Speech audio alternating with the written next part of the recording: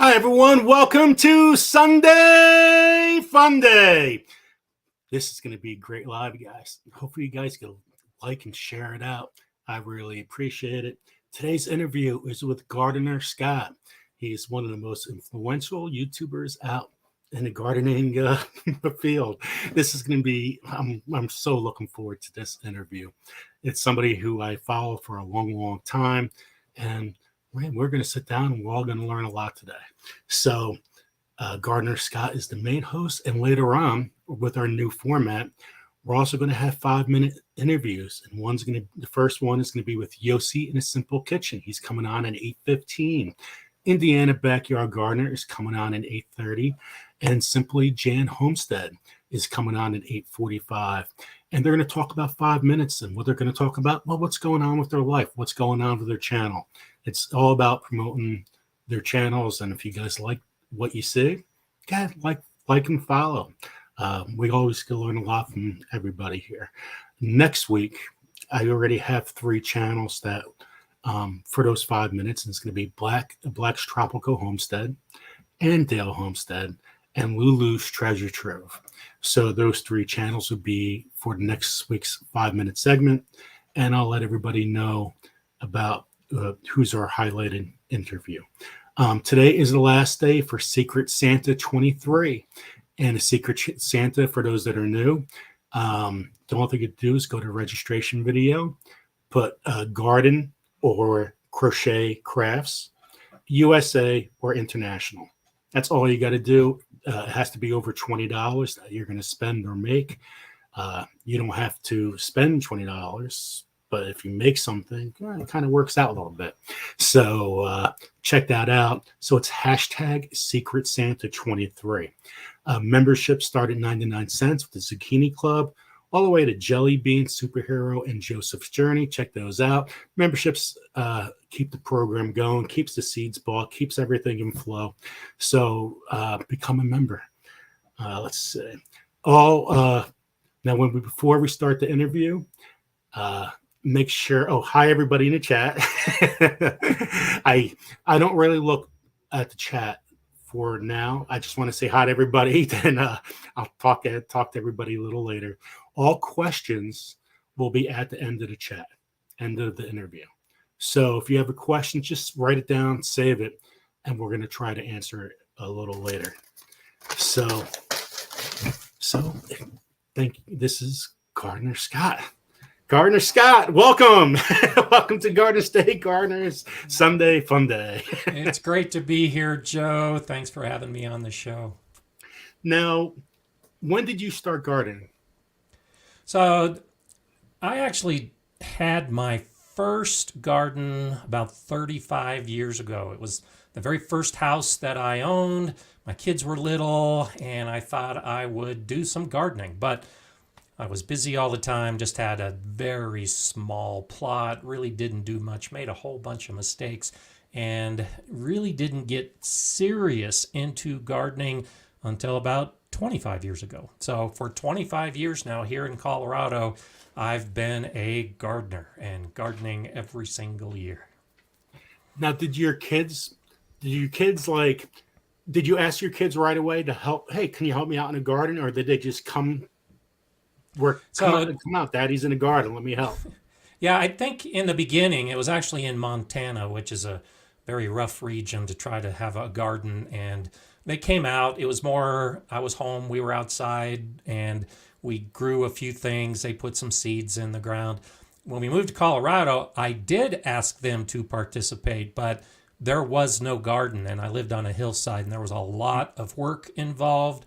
And by then they were teenagers, and they had better things to do. So they really didn't do much. But it's come full circle, because now that they are parents in their own right, they're both getting into gardening and having a great time with it. And they're doing a better job getting their kids involved with gardening than I did, because of course they've got Gardener Scott as a grandparent, and they can watch all my videos, and it's easier for them in their garden than it was in my Montana garden. That's funny you say that, because I always wanted my son to do certain things I did. right? So from playing sports to gardening, because it just shows you the work ethic you need to have Mhm. in life. So when I moved to where I'm at presently, I started my garden. My wife, yeah, you can start a garden. So she thought like, eh, 3 tomato plants, 2 pepper plants, and stuff like that. Well, I made it like I don't know, 100 by 100 foot garden here, another 40 by 40 section here. And she looks outside. I'm like, what did you just do? Yeah, you are a bit crazy with your garden. How many peppers are you doing this year? 400? Is that what I saw? 650 varieties. 600. Wow. That's just So crazy. yeah, that is really nuts. I started everything. I finally finished today. So Good. now it becomes easy to seed starting from tomatoes and everything else. It's like I'm not doing. Last year I actually started 300 varieties of tomatoes, and I was Wow. so looking forward to it. Got everything outside, got everything all set, and then I tore my Achilles tendon. So that was last year's story. Well, let's hope this year's a little bit better. It will definitely be a lot better. I'll be careful where I step. I still got so much cleanup. It's a mess out there, Oh, but yeah. I'm I'm getting going now. I got these peppers done. Life becomes so much easier because each Good, one good. I do, I label everything, Yeah. not just in a pad, but on the outside of my trays. So I don't use. I label everything this way. It's So good. I don't put things on top because that just becomes a mess. Yeah, We when label on the I had a school garden when we would, our big fundraiser was to grow the plants for a plant sale. And that's exactly what I did. When I was growing 3,000 and 4,000 tomato plants in a given year, I would label the outside, and that was much easier to keep everything under control and tracked. Now at home, I don't do that because I don't grow that many, but that's a good system that you have. I tell you what, the first time I did it though, I'm like, oh, this is pretty easy. This is great. But I never used this as the outside. So the outside got all smeared a little bit. And I'm like, oh, use this. This is great. This works out perfect. It just makes things so much cleaner and easier. Oh, yeah. So I love that your kids are gardening. But my father said, never push your kid to something until they fully want to embrace it. Yeah. And I always took that as great advice. So my son, like, I ask him to help. I don't push him. Come on, Joe, we got to do this. We got to do that. We got to do this. I never forget the first time I had him outside watering, right? He had that nozzle on so fast. See the plants going falling over. I'm like, no, no, no. Well, you wanted me to water, didn't you? I'm That's like, right. okay, it's okay, Joe. Okay, and then he went inside. Yeah. So I just never really pushed them. But I love that your kids are getting more involved. Now, what's their favorite things to grow? Is it something that you already grown from years ago, or is it their Yeah, own? I think they are repeating the things that they grew up with and the things that they like. My daughter lives here in Colorado, and so I'm able to share, the strawberry runners that I pot up and the raspberries that I grow. So much of what she grows actually comes from my garden, and I start enough seeds that I share a lot of the plants. But they do just the general gardening stuff. My son's down in Louisiana, so he Oh, doesn't grow the same things as far as the variety types, but he's starting to get into it. And so like garlic, for instance, I grow a lot of garlic, and he's starting to learn that different regions have different varieties that do best. And so I'm coaching him along those lines to make sure he grows a Creole garlic instead of a hardneck variety Russian red like I grow. And so there's similarities, but there are differences in what they're doing. My granddaughters, of course, come to my garden, and I grow specific plants for them. Like the peas I like to talk about. They love coming to the garden and picking those fresh pea pods off and eating them right off the plant. So, of course, my daughter has to do the same kind of thing. My granddaughters are asking for very specific plants in their garden. I'll tell you what, peas, the first time I had a pea, I'm like, wow, this is so good. Then all of a sudden, Like mother during the winter, I'd be like, "Oh, I don't want this pea. This pea is disgusting." That's right. you know, the peas right out of the garden with some snap peas to regular shell peas are just so much sweeter. They're Oh so yeah. they are so good. Um, so who is your earliest influence to start gardening? And so when I was about 11 or 12, I would spend the summers at my aunt's house. I have a couple cousins that are real close in age. And so I'd spend a month or more at their house in California. And my aunt had a pretty good sized garden. They had chickens and horses and goats and cows and a big garden. And I don't remember much about the animals, but I do remember her having me in particular go out and help harvest for the dinner, and we'd have the fresh produce, and I don't remember planting. I don't remember much about it other than just one day in particular she handed me a warm tomato right off the plant and said, "Eat this." And I was a city kid. My parents didn't do any gardening. My grandparents didn't do any gardening. And as far as I knew, everything that you ate came from the store. And here she is giving me a tomato to eat out in the hot California sun. And it was incredible. I of course, am still talking about it because it blew my mind. And that is really the first influencer I had as far as gardening was concerned, was just my aunt giving me that opportunity to be in her garden and then experience just the wonder of good tasting produce. My I lived next to a farm, which was I was very lucky to live that way and that kind of lifestyle for until I was about 12 years old, 11, 12. Then it became a bank. They sold the farm, and I'm like, I would have been in That's such too bad.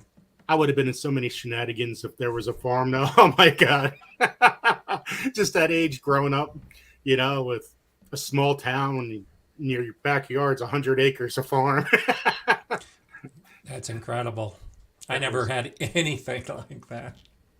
and my father gave me another thing of advice. He goes, if somebody talks to you, make sure you look them in the eye and listen to everything they say, because they don't have to be there for you. They have an interest in you, you show an interest to them. And they were from Poland, so they had that like the big accent. Hey Joey. Anyway, but they made this iced tea. They have straw in it and everything like that. I have no idea what was in it, but I would go up. We had water. That's what we had at the house. So I'm Yeah. like, I'm thirsty. I want to go grab some iced tea. So I used to go up the hill, go talk to their two neighbors. He lived to 104. She lived to 97, and they'll have iced tea. They'll brew for 24 hours. It's not just sweet tea. I have no idea what was in this. I wish I had the Yeah. recipe. And I would just listen to him talk about gardening. And I was Wow. one of the last people who he asked for me before he passed away. Oh, wow. That's very special. And because hey, I'm always there to listen. So listening is got to have the ears to learn and go about life. So Absolutely. how about bugs and plant diseases? So how did you Okay. learn about them? So I learned about them like most gardeners do because you have them. And then you have to figure out what the pest is. Now, I really got serious about gardening a little over 20 years ago when I went through the Colorado Master Gardener program, and I learned a very important lesson, which is that you need to identify what the problem is before you treat the problem. Too many people see a bug and they spray it and they don't even know if it's a good bug or a bad bug. And then the same with diseases. They have a disease and they spray their plants and they don't know if it's a fungal disease or a bacterial disease or even if it is a disease. And so when I started getting those kind of problems that long ago, I was able to do the research and figure out what the problems were. And then once you identify the pest or the disease, my philosophy of gardening is to try to stay away from those chemicals as much as possible. If it's a synthetic chemical, it doesn't have a place in my garden. And what I've discovered over the years is there are natural ways to combat most of those issues. And so I've got bird houses to attract the birds, and I actually let a lot of my weeds grow, and I intentionally grow specific herbs and flowers to attract the beneficial insects, the predators that will fight those pests. And that has worked incredibly well. And the same with disease. If you treat your soil well, and if you don't bring disease into your garden, you're less likely to have disease in your garden. So I start almost everything from seed and build all of my potting mixes myself and do all of my own amending. And so I have very few diseases. In fact, I'm it's not that I'm hoping for disease, but if you go to the Gardner Scott channel, you're not going to see videos on diseases because as I make my videos, I like to show what's happening in my garden. I don't like to take stock footage of someone else's garden. And so because I don't have many diseases in my garden, I don't have videos about diseases in the garden.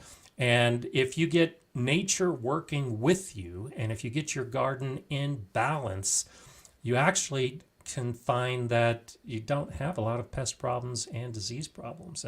And so I started like everybody else, but I learned and then put into practice some of those philosophies that I discovered, and it's actually working out pretty well. Now, you mentioned a little bit about weeds, though. Weeds is when we talk about gardeners, right? Weeds, they take over the whole garden, and all of a sudden people don't want to garden anymore. It's too much work. They pull too late. To me, the best thing to do is get a rake. You go out there and rake it in and let life take its own course. Like if you have onions, you can't have the onions have weeds near them because they don't want to. Yeah. They don't want to combat. Well, a weed is simply a plant in the wrong location. And so my vegetable garden beds, my onions, my tomatoes, everything, there aren't weeds growing in those beds because you're exactly right. I don't want any other plant competing with my turnips or beets or spinach or peas or anything else. So I use a lot of mulch. Mulch really cuts down on the weed problem in the vegetable garden beds. But the rest of the garden, that around the fences, around the buildings, I let the native plants grow. And a lot of times those are the plants that people think of as weeds because they want a pristine garden area. Well, I let the dandelions grow, and I let the lamb's quarter grow, and I let all of the native plants, particularly the flowers, grow. And that's what's attracting my native predators. If they go to seed, and I try to cut most of them back before they go to seed, but if they go to seed and that seed blows into my vegetable garden bed and then a sprout develops, I just pluck the sprout out. I'm in my garden every day, and so I know what's supposed to be there. And if something shows up in one of my vegetable garden beds that's not supposed to be there, it's pulled long before it becomes a problem and begins interfering with the other plants. See, what I try to do is I try to plan it. I play each part of it's large. It's I should be grown. You got a lot to work with. I should be just growing for my family, but I grow a lot more than I give my food out as a donation stand in front of my house. I give them out. I drive Uber on weekends. I give food out in my Uber rides. It's actually pretty hysterical, especially when you pick up two girls. Hey guys, I have zucchinis in the back. Do you want some? Like, what? Yeah, look in the back. There's some zucchinis.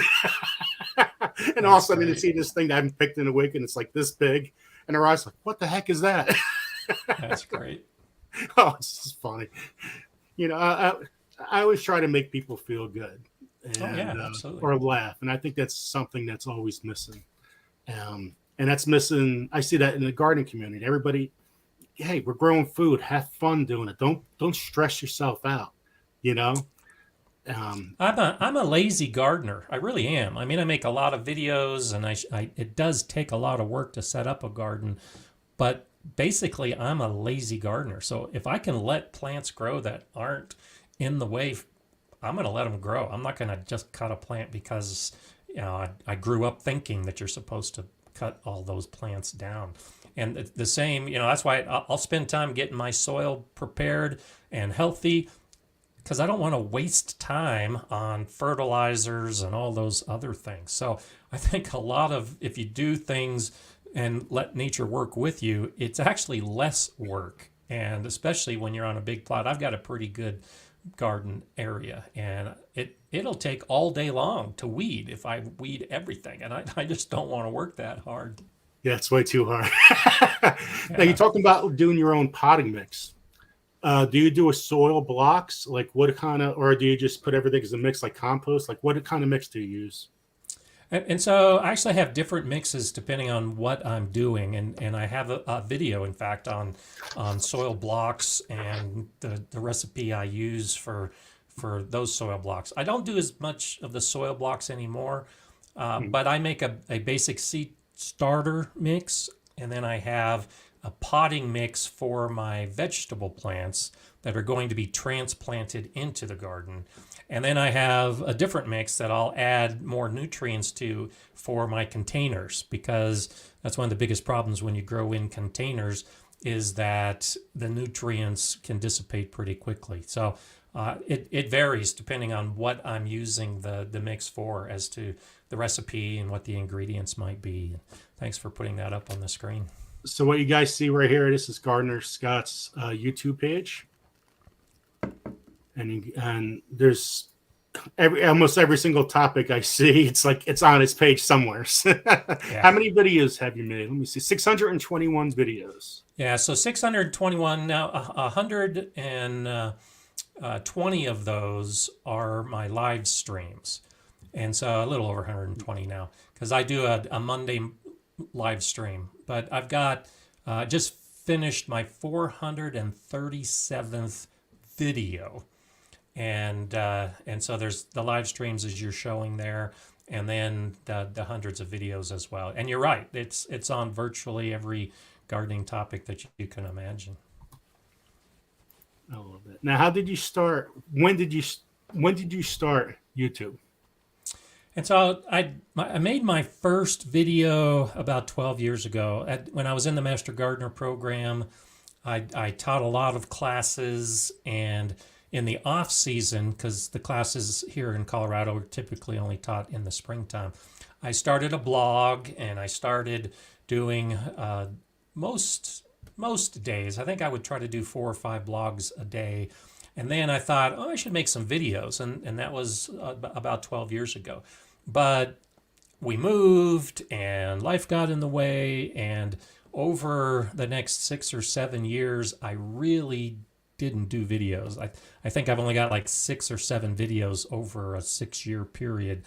But about 5 years ago, a little more than 5 years, that's when I was running a school garden program, and it was a huge program, 24,000 square feet of garden space, a Wow. 24-foot dome greenhouse, and about 1,000 kids per year that would come into the garden space. And I was a master gardener. That was the reason I was hired to be the building gardener for that program. And even as a master gardener, I recognized I just didn't know enough to teach the kids and to build a garden that big. And so, like most people do when they're into gardening, they turn to YouTube. And I recognized that there just wasn't a really good place on YouTube to answer all the questions that I had. And so I started making videos to not only help answer the questions that I had once I found the answer, but also recognizing that a lot of other gardeners would have similar questions as me on every subject. And so it's really been about 5 years that I've been serious about YouTube and making videos every week. And now I have a live stream on Monday, and I do 2 videos every week that I can. And as you know, it easily can become a full-time job if you let it. Yep, without a doubt. Now, how about weather, drought, and too much water? Because you see all these weather extremes going on right now. Yeah. I don't know what kind of watering system that you use, drip tape or whatever, or do you hand? But there's such weather extremes right now. So the first question is, what kind of water system do you have? And the second one, how do we deal with drought and too much water? Well, so it's very similar in that the solutions, I think a lot of it comes down to the soil. And Mm-hmm. so, and I'll touch on that as I progress. Here in my part of Colorado, we've been under sustained drought conditions for years now. And so the the the good answer for someone who doesn't have a lot of time is to set up drip irrigation or to set up soaker hoses to make sure you're getting the water to the plant and the roots. Definitely don't do overhead watering. Don't waste water if you can avoid it. And so what I prefer, because I've got the time, is to hand water. I like to spend time with my plants. I like to see if the insects are there. I like to see if diseases are starting to set in. But more importantly, on a daily basis, I can determine if the plants even need to be watered. Too often, gardeners get on a schedule and they go out every day and turn on the hose, and they either hand water the same amount every day, or they have the timer release the same amount of water every day. And if you get up close and personal to your plants, you may find out that the soil is adequately moist that day and you don't need to water at all. Or the soil is more dry than you expected, and so you need more water on that day. So I try to get it right based on the daily conditions. In the summers here in Colorado, we have single digit humidity. It's not unusual to have 8% humidity with a hot wind. And on some of those days, I have to water twice because everything just dries out so quickly. One of the solutions to both of the problems I find are raised beds. I think it's easier for me, being an old guy, to garden in a raised bed. I don't have to work as hard, but I can also amend the soil and have lots of organic matter in it so that when I do water, the soil retains that moisture better. And that's one of the big reasons why I do raised beds. Now, the opposite holds true for areas that get a lot of rain, like California right now. I've had people ask this question. Raised beds tend to drain faster and drain better than in-ground beds if you've got those kind of inundation with the rainfall. And so I'm a huge fan of raised bed gardening, but I do recognize, because raised beds drain better, that in a dry area like mine, it usually means that I need to water more. And the other advantage of the raised beds, and you can do it in an in-ground open bed, but I find it really easy to have hoops that are already in place in my raised beds. And if it's going to be extra rainy, because we get thunderstorms that will dump tremendous amounts of hail and rain, I can throw a plastic cover over those beds, and that downpour can be dissipated into the pathways. Or I can put a hail cloth or a shade cloth over my hoops, and that helps keep the plant from being damaged by hail. So raised beds and hoops, I think, are in both drought conditions and in an abundance of water condition, can really solve some of the problems. I'll tell you what, psychologically too, hand watering, there's nothing like it. I mean, I would be out there 2-3 hours. My wife would be like, "What did you do out there that long?" I watered the plants. If I It just feels good. It feels great. It really does. And it looks so neat. Because when you're watering that, there's a weed here, you can pick it because you're concentrating on one little section at a time. And Absolutely. Biggest thing, though, was always bring your phone. Because if you see a disease or see a bug, take a picture. You could identify it very easy on internet today. There's nothing like it. I never forget when I seen my first vine borer. We had to stare down. I was like looking, like I know what you are. Yeah. And he's looking at me. He's not moving. I'm looking at him. Yeah, it takes me a long time to water too because I do that. I'll see a bee inside a flower and then spend 20 minutes filming that bee. And the same thing. Oh, there's my dog saying hello. I Hello. don't know if you saw her nose pop up there for a minute. I'm not playing with her, so that's Mala, my garden dog.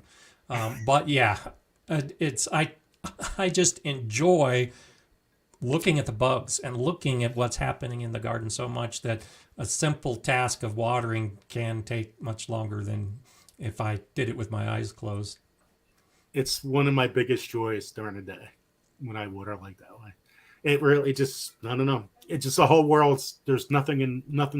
There's no problems in the world. It's just like That's goes right. away. It's like looking at the ocean to me. I'll go look at the ocean and stare away, or fire. Fire. That's right. I gotta look at fire too.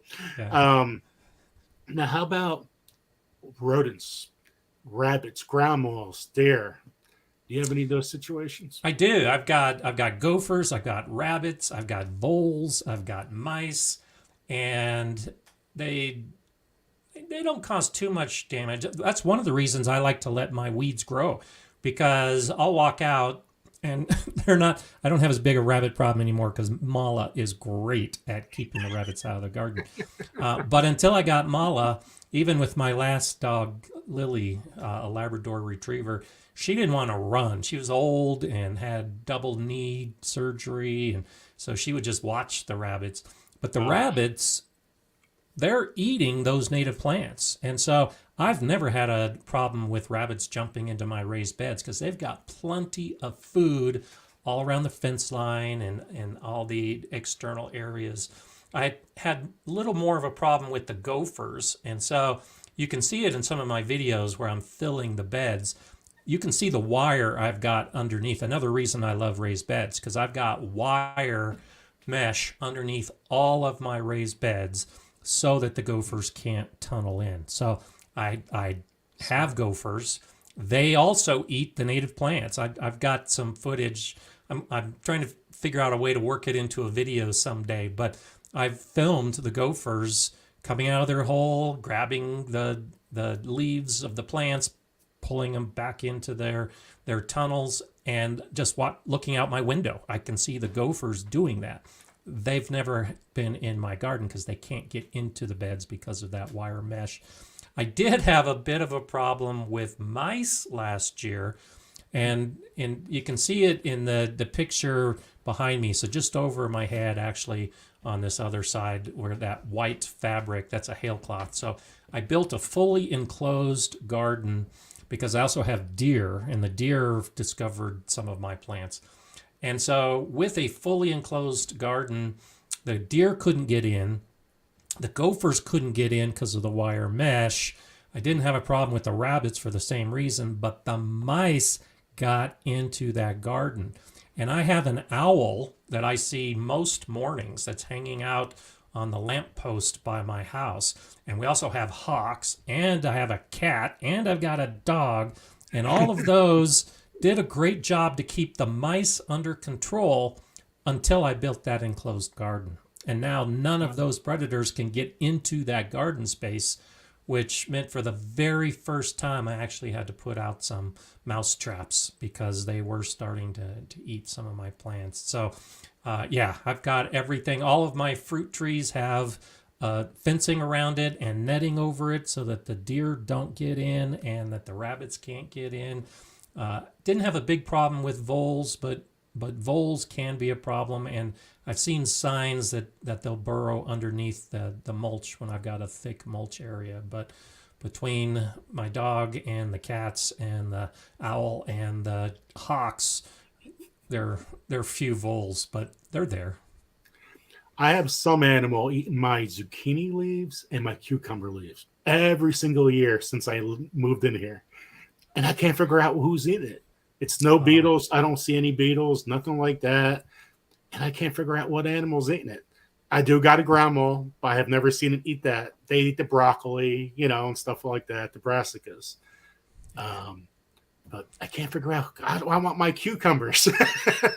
Yeah, you might have to take a leaf, and you can actually go online and find photos of teeth marks because different animals will eat a leaf differently, and so you might be able to track it down that way when you haven't eaten leaf, and you can see if it's been torn or if it's been cut, and that might help out a little bit. Whoever it is, it nibbles on the outside. Okay. It's just very weird. It doesn't, and the cucumbers, forget it. But my cucumbers, they start climbing. All of a sudden, the next day, all the leaves are gone. It's like, oh, come on! I'm actually going to enclose that area where I'm going to grow cucumbers this year, and put like dare netting around it, and wire mesh on the outside. How about slugs? Well, luckily, I don't have a slug problem because it's just so dry. Now, there are some areas near me where it's wetter and, there's a stream or a pond and it could pose a problem. But no, I'm lucky in that we don't have a lot of slugs and snails here just because the sun is so intense, everything dries out so quickly. At the school garden a number of years ago, we had a May. Oh, I think it might have been 4 years ago now. Maybe it was 5 years ago. And it rained every single day that May. That just has never happened. It's the wettest May on record in Colorado. And I actually had salamanders that were in the garden in addition to slugs and snails because there was a creek near the school and it was just so wet that they would come from that creek and that wooded area where they would normally be kept nice and cool and wet. And they went, I mean, we're talking almost 100 yards, but it was just so wet they were able to cover that distance. But then in June, when everything dried up again, they disappeared as well. So it's all about the climate, and my climate's just so dry that it's not an issue. Didn't you have a crazy snowstorm last year, like in June? Oh, yeah, that's It's that's typical almost of May. that's almost normal. Yeah, yeah. May when I first moved here, the first May, I actually moved here at the end of May, and the following May, about mid-month, I think we had 16 inches of snow in the middle of May. We will have snow in June, but typically it isn't the kind of snow that sticks on the ground. It just gets cold and it wets the ground. But yeah, it's typical to get some heavy storms with a lot of snow in May. So most of my vegetable garden, my tomatoes, my squash, my peppers, those don't even go in the ground until the first week of June at the earliest, because we just never know when we're going to get a snowstorm. I was watching the Met game, and all of a sudden, yeah, it snowed out. And I'm like, snowed out. It's June. Yeah. Now, how about growing in partial shade? What Okay. is your garden in full sun, or do you have a partial shade area? My garden is full sun. In fact, this year I'm actually going to build a fenced area so that I can get some shade and so that I can do some videos on growing plants in shady conditions because it's just full shade. And I use a lot of shade cloth because, again, I love my hoops in my raised beds. And so I do create some semi-shady areas with hoops and shade cloth. But for the most part, everything is full sun all the time. The way the sun moves around my house, I'll have periods at various times of the day where things will be shaded for a few hours. But for the most part, from sunrise to sunset, I'm getting sun, a lot of sun. I love the hoop idea because you could put, you could start your vegetables earlier in there too. So I really exactly. Like that. Yeah, I like to cover them with plastic. So for the cool season plants, the peas and the brassicas and the lettuce, those kind of plants. I can get an early start with the plastic warming up the soil and then transition to shade because we'll get that snow in May and then in June we're 95 degrees. I mean it's that quick of a transition. And so all those plants that like the cool conditions suddenly are bolting before they can be harvested. And so, yeah, cover with plastic to get an early start, and then cover with shade cloth to help keep them cool when the hot temperatures show up. Now, do you grow just for you, or who like who's in the household? Who's at the house right now? Like who do you grow for? So it's me and Mala right now. So Okay. I'm mainly growing for me, but I like preserving. I think preserving your harvest is an important aspect of gardening Mhm. that most gardeners don't discover until they've been gardening for a while. And so I do a lot of growing with the intent that I'm going to turn my cucumbers into pickles, or that I'm going to be drying my herbs, or that I'm going to be canning the tomatoes. This year I'm growing I've got 4 different types of paste tomatoes, and I'm going to be growing for the sole purpose of making sauce that I can freeze. And then when I do that preservation, some of it's for me, but I like giving it away. Like you're talking about, most of what I grow, I give away. And some of it is for Christmas. I do a lot of giving away of what I grow. I have a freeze dryer. I love my freeze dryer. And so my brother-in-law really likes the chili peppers. We have a chili pepper here, the Pueblo chilies, that are starting to become more and more known. So I freeze dried pounds of those Pueblo chilies this year, and that was a Christmas present. And I actually gave him some for his birthday as well. And so it's a great opportunity when you have someone that likes getting the particular jams and jellies. I love making jams and jellies. I just started some habaneros, because the favorite, bar none, is my peach habanero jelly. So last year I made 3 dozen jars of peach habanero jelly and gave those away as gifts as well. So I eat some of what I'm growing, but really it's to make a video and then give it away. That's one of the things I'm getting. I'm really going to get into canning this year, and there's some Good. excellent canning channels right here. Rebel Canners. I had a Mennonite Farmhouse and Lazy Day. Jesse and Lisa from Lazy Days ahead. They're sending me jars of food. I'm like, Nice. oh, I could do this. Exactly. Like, and Yeah. I'm like, my problem is time. I don't have a time at all Well, because I'm you'd be constantly working. surprised once you figure out how to do it. I can make a batch of jelly start to finish in 40 to 45 minutes. And then you get the assembly line going. So the second batch only takes 30 minutes. And so if you've got a couple hours, once you figure out how to do it, and jelly tends to take a little bit more time than other types of preserving. But I can make 3 dozen jars of jelly in a 3-hour period, and then be set for the rest of the year. And then when it comes to fermenting, I really am enjoying fermenting now. Fermenting's even faster. Basically, however long it takes you to pack a jar and then pour some salt water over it, that's how long it takes to ferment. So, yes, do it, figure out how to do it, and then you can figure out it really doesn't take that much time. And just like anything you harvest from your garden tastes better than anything you buy at the store, it's the same way. When you make your own pickles and your own fermented produce, it's just incredible, the flavor. I've got videos, I've got fermented beets and fermented zucchini, and I've got different types of pickles and different types of herbs that I have videos about.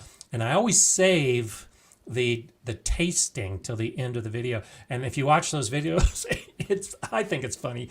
I show the whole process, I explain it, and then I taste it after it's been fermenting for a month or whatever it happens to be. And when you see that look on my face of, man, this is delicious, that's not acting. That's all real, because it really is that tasty when you do your own stuff. Well, it's all fresh. When you get Yeah. stuff out of the garden, just like a pea, right? Pea or a tomato, like Jersey tomatoes. There's something in the ground here that makes those tomatoes so good. Jersey, there's nothing like Jersey tomatoes. They always say it's a Awesome. soil, but wow. So I can't wait to make my own sauces. Now, what you know what? Good. What kind of you said 4 paste tomatoes. What tomatoes varieties are you growing for paste? So I've got a San Marzano. Mhm. I've got an Italian paste. Um, and then there's two other varieties that I just got, and I can't think of them off the top of my head. But San Marzano, oh, Roma, of course. So I've got San Marzano, Roma, and Italian paste, which is an heirloom, and I can't think of the fourth one right now. I grew this tomato. I actually bought it because I thought it was a funny name. It's called the goat bag tomato. These Oh, things, it's like a 2 pound tomato. There's like 7 seeds in it. There's no wow. seeds at all. And this thing, it's like huge. I gotta got pictures of that. It's amazing. And I Wow. for salsas and stuff like that too. Oh, absolutely amazing. But they only grow like 7 tomatoes in a plant. But when you look at this plant and you see this huge thing, it's like, oh my God, it's That's neat. amazing. Called the goat bag tomato. That's good. Now with paste tomatoes, you also get a lot of bottomless rot. Do you have that issue, or is because your soil is so worked Yeah. on, you don't have that issue?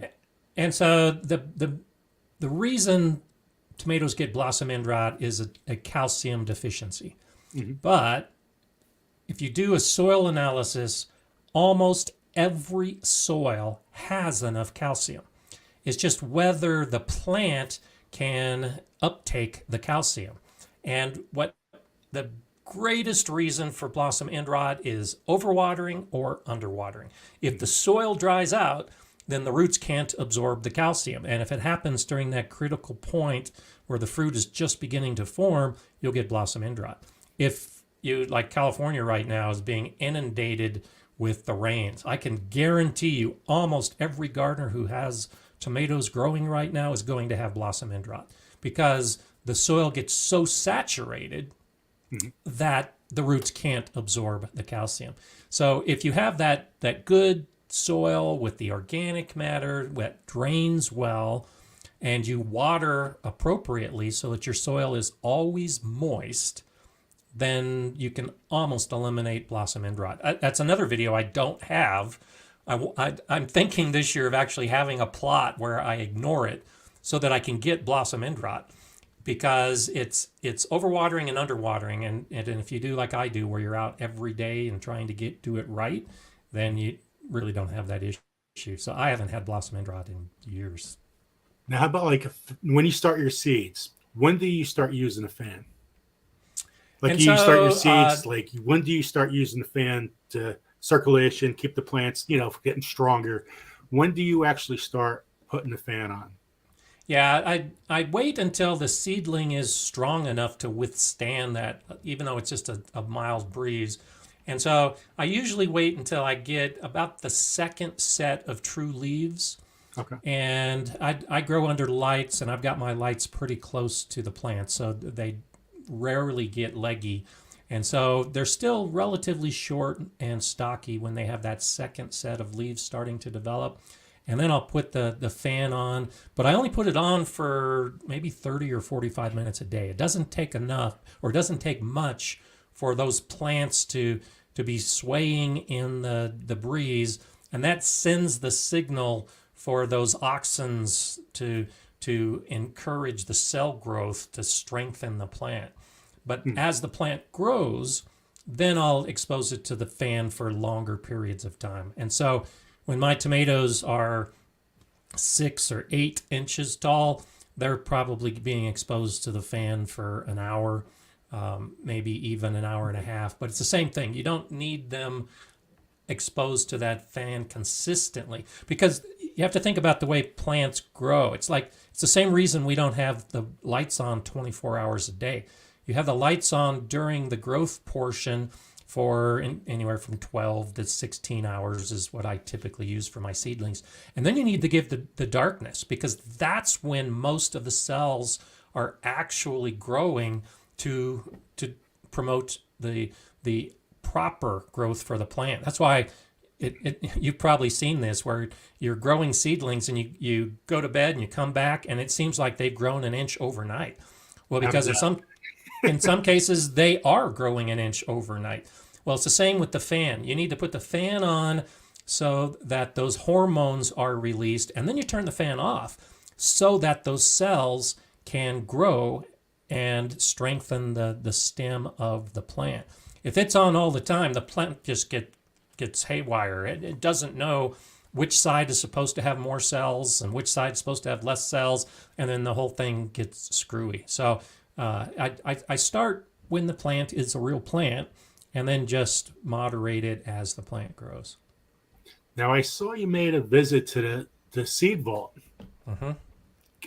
Can you tell everybody about where is the seed vault located and how many seeds are located? What do they plan to do, their future plans?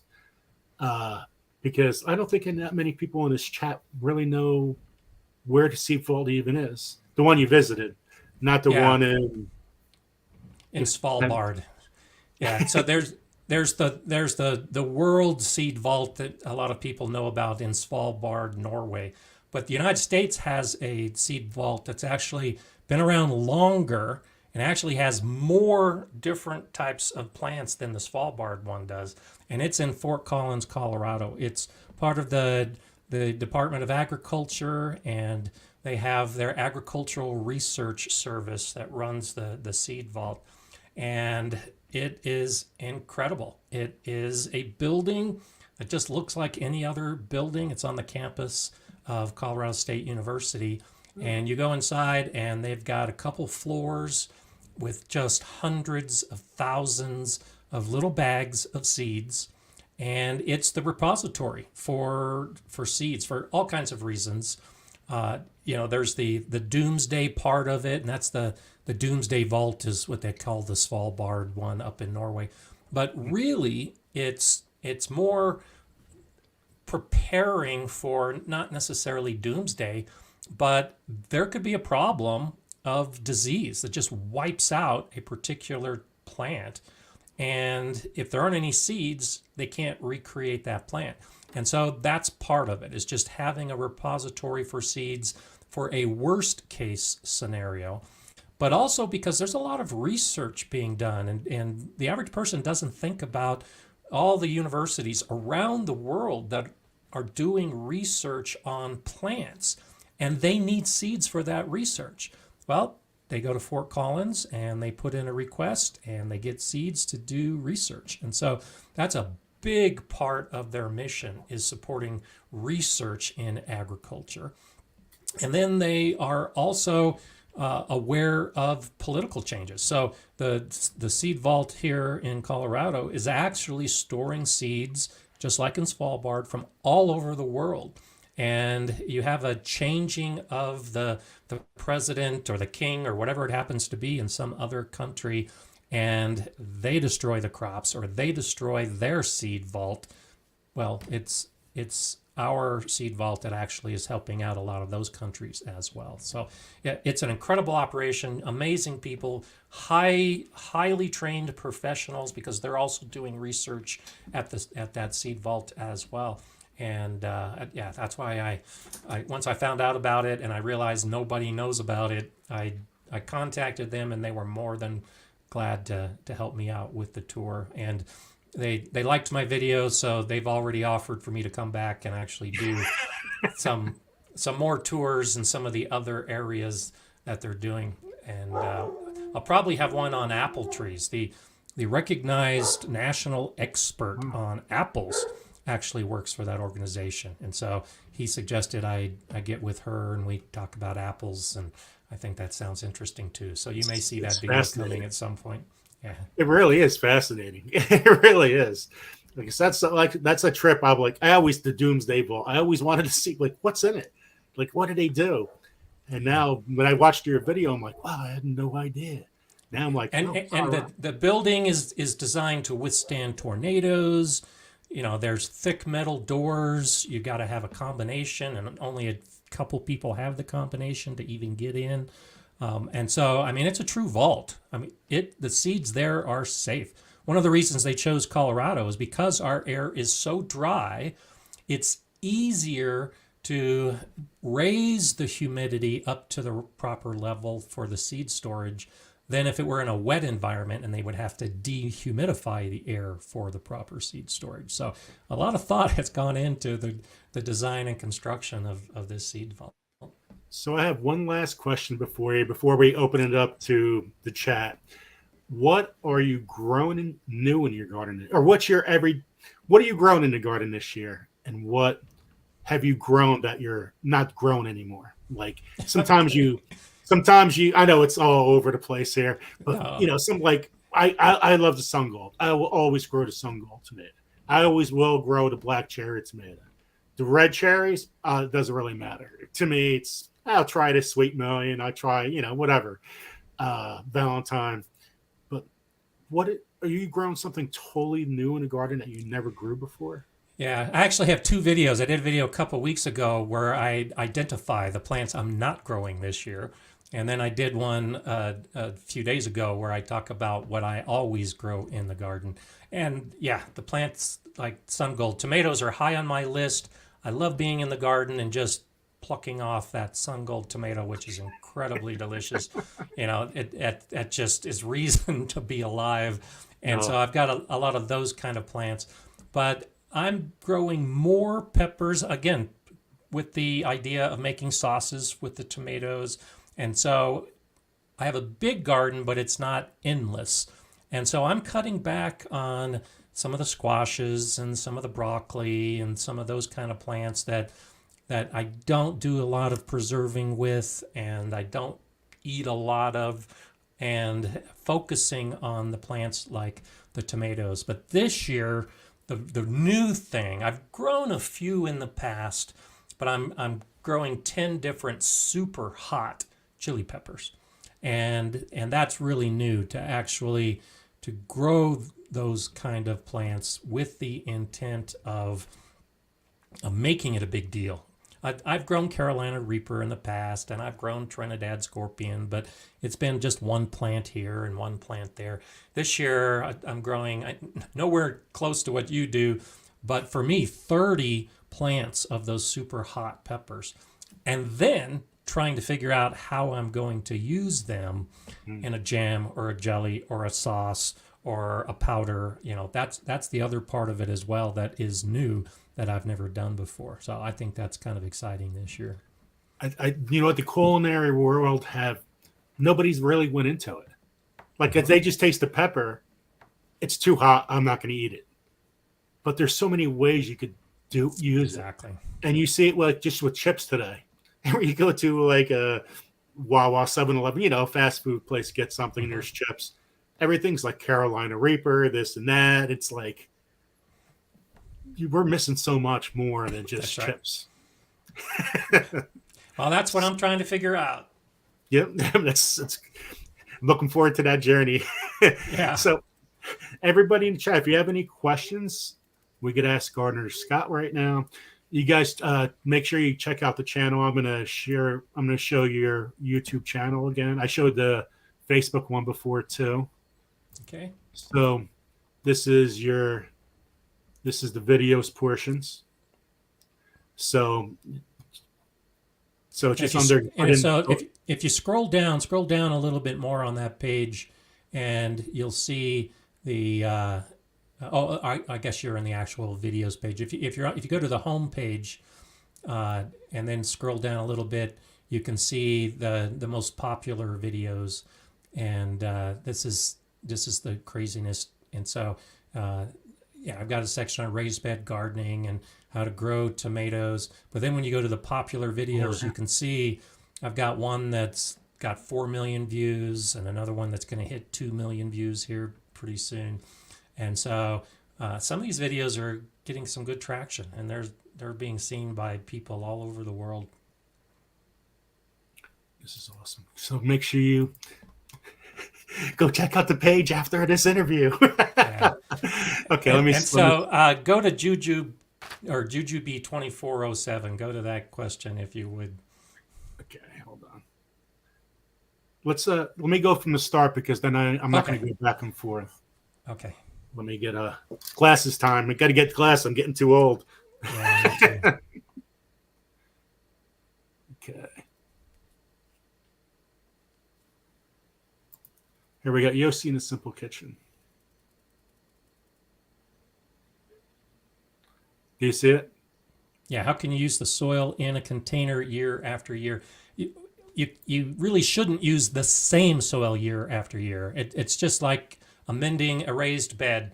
You need to add more organic matter. In a container, you're going to have to add some fertilizer. And so I've got a video on that of how to revitalize the soil. And all you do is just add more to it each year, and then you can keep using it. So it starts with that baseline of soil, and then you just add more to it, and then put it back into the container, and you can use it over and over again. Yeah, so here's the, does it bug me being called the Bob Ross of gardening? Not at all. I think that's a great compliment. I watch Bob Ross, and I look at that and think, man, he makes it look so easy. And then you try to paint and you realize it's not easy. Well, I try to do the same thing with my videos. I try to show how easy it is. And if you follow the right steps, it can be easy. But of course, as you know, most gardeners try it and realize it's not as easy as Gardener Scott makes it out to be. But it can be. And so I think that it's a great compliment to be compared to Bob Ross. And for those of you who don't know my channel, it's because I speak in a nice, calm manner, and I explain everything as it's happening, and I'm on the older side, and so there is a definite comparison to Bob Ross that a lot of people make. So Kitty W says, can you go into detail how to become a master gardener? And so in the United States and Canada, it's pretty similar. All the master gardeners are run by a state university. And so you can just do a simple search for Ohio Master Gardener or Virginia Master Gardener, or whatever state you happen to live in, and it should bring up whatever that university is. And then you can delve a little bit deeper, or you can go to your county, because all of the county extension offices, they're the ones that actually run the Master Gardener program. So the extension is coordinated through the university. And so you could either start at the top and go to the university and find out about the Master Gardener program, or go down to the county level and find out about their Master Gardener program. And it's pretty consistent. It's usually one class per year. It usually starts in January or February. There are weeks and weeks of study, and then there are weeks and weeks of volunteer time that are required as part of the program. And then typically in September or October, you graduate with a certificate after having done the classroom time and then doing the volunteer time. So Renee's Garden says, Scott, do you have any problems with raccoons? I don't. In this house, and I think it helps to have the dog, and it also helps to have some of those other predators. My last house, I did have a minor problem with raccoons, and I've learned to put bird netting over my plants. My daughter has more of a problem with raccoons. She lives not too far from where my last house was, but that's because she's got chickens, and the raccoons will occasionally come after the chickens. But at my last house, I say I had a raccoon problem, but it really wasn't much of a problem because my neighbors had a dozen bird feeders and squirrel feeders. And so the raccoons would come and eat all of that free food and rarely come into my garden. But if they did come into my garden, like with my strawberries and even my raspberries, I would cover that whole area with bird netting, and that was enough to keep the raccoons out. So she also said, just wanted to know if it's different in each state. So I was a Colorado Master Gardener, and when I ran the school garden here in Colorado Springs, I actually had a Kansas Master Gardener and a California Master Gardener come to be volunteers in my garden because every program is different. In Colorado, you learn about the plants that grow in Colorado. In California, you learn about the plants that grow in California. And so each program is unique. The overall process and the design of the programs are the same. They're all run by the university and they're all part of the extension office, but what you learn will be localized, and it will focus on whatever state you're in when you take that program. If there's any other questions, please put them down. There's 75 people in the chat. Thank you guys, Nice. everyone for coming. I appreciate that. So did you ever think about moving?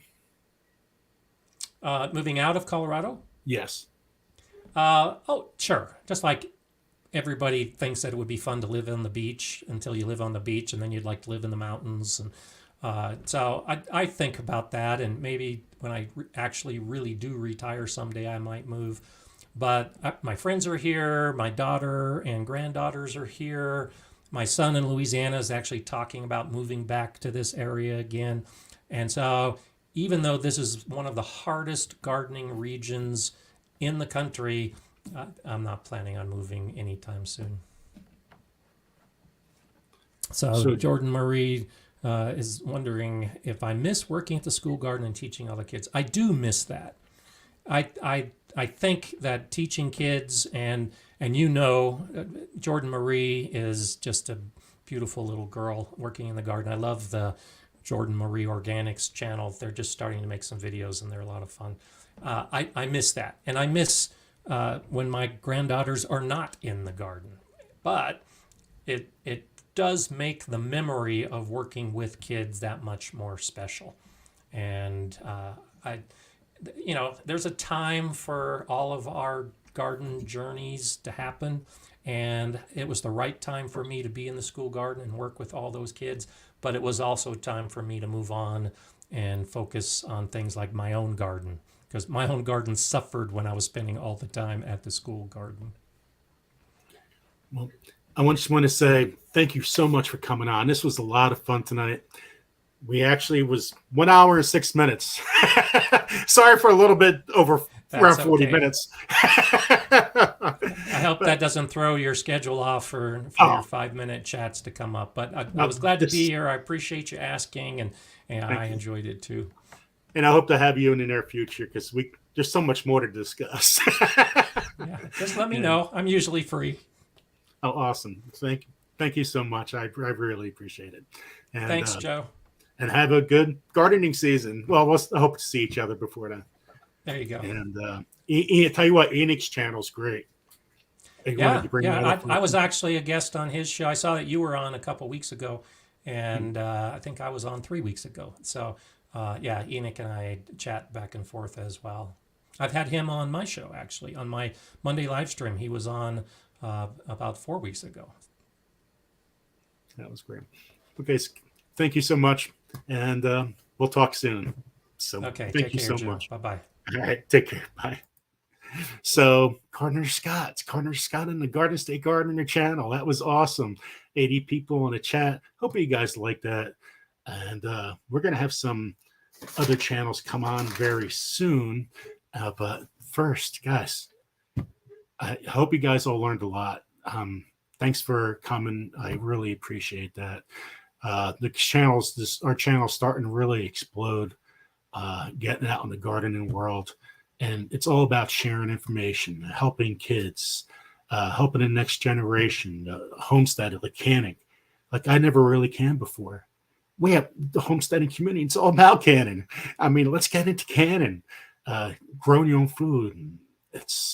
Why would you want to buy something in a store when you could just eat something right at home? That's so much better. So, well, let's get into the Sunday Funday time, because we have some people going to be coming up very soon, because we have new formats. So at 8:15, Yossi's going to come on. 8:30, Indiana Backyard Gardener. 8:45, Simply Jan Homestead. And next week, those 5-minute increments, we have Black's Tropical Homestead, Andale Homestead, and Lulu's Treasure Trove. So it's a way to get other channels involved during a live. So that's the process. So let's get down to the wheel. Same kind of seed variations that we usually give out. Baker's Creek and My Gardener, Kitty W seeds, dwarf tomatoes, haha peppers, and we got some great prizes going on. So let's get going. If you are new here, you just go to the live, not live, go to the registration video, leave a comment each week. Every single video is different. I'm in Jersey. I'll just do a quick video and you get put on a wheel, win some prizes. So it's nice. It's Sunday Funday. And I appreciate all your support from PayPal, Venmo, and memberships. Become a member. It helps out. It really, really does. Okay, let's get to the wheel. And hold on one second. Let's give away a yarnet to start. So we got a yarnet, which is really cool. And then we're going to give away a hot sauce. Here's the hot sauce. We're going to give away the chocolate plague from Pucker Butt. Pucker Butt. So, and thank you everybody for in the chat for comment. I really don't have the time to say hi to everybody, and that really kills me because I want to say hi to everybody. But the way our schedule goes, it's just a rush mode. So I just want to say hi to everybody. There's not one person here less than anyone else. We're all here together. That's what it's about, being here together. Okay, so yarn it. We got some chocolate plague. We got some seeds. I got my hot pepper seed started. The only thing I didn't start is giving away, packing up the seed of winners yet. So I apologize, guys, because you would never want to know what I have to do during the day. But that's okay. Who cares? Let's get the spin the wheel. Let's have some fun. Let's it's springtime. This week's gonna be in the 50s in Jersey. So, and check out Gardner Scott. Please go there. Like the channel. Follow the channel. There's so much to learn there. So here's the wheel. Hopefully, let me see if I got it there. Let me shuffle. Seeds. Right, Jujubi? Let's see who's going. I'm shuffling. Okay, it's there. Yarn it. Polka.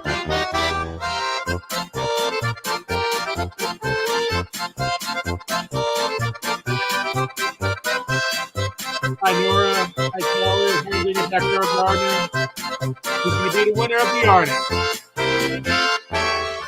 Gare Gryden 19. Gare won. Whoop. So, Gare, you have until Yossi, when he comes on, to claim the prize. So, congratulations to to Gare Gryden. Gare, if you don't want the yarn, you give it someone else, or you could just choose seeds of your choice. So, congratulations to Gare. Okay, hot sauce time. This is the chocolate plague. I did a video on it today from Pucker Butt. This hot sauce is on your range now. It's all $15. Special hot sauce. The chocolate plague by Chocolate Plague is who's going to get the plague? Oh no. Handmade designs.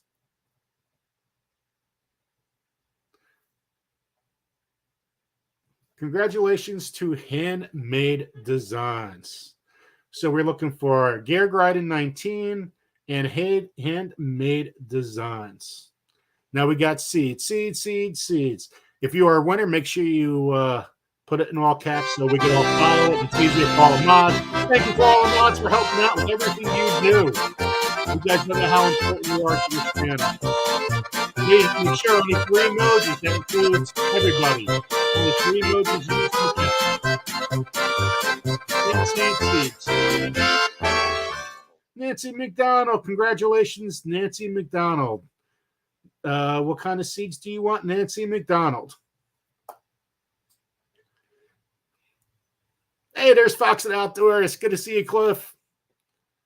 There's Lori Wallace, Big Streams, Tiny Budget. Thank you guys for coming. There's Cindy Brown, Raven Cat, Lathalia's Little Hook, Mama's G Gear, Patriot Prepper, Dory, Lisa Ellison, Deborah Richardson, Feather Friends Homestead, Jen's Nobby Nook, Pamela Morrison. What? I thought I seen there's Nancy. Give it a Tank. Tank won. And I know what Tank wants. Tank wants basil. So congratulations to Tank. I love to crochet. So I love to crochet. I will be sending you basil because I know that's what Tank wants. So congratulations to Tank. I will be sending you basil, and thank you, Nancy McDonald, for doing that.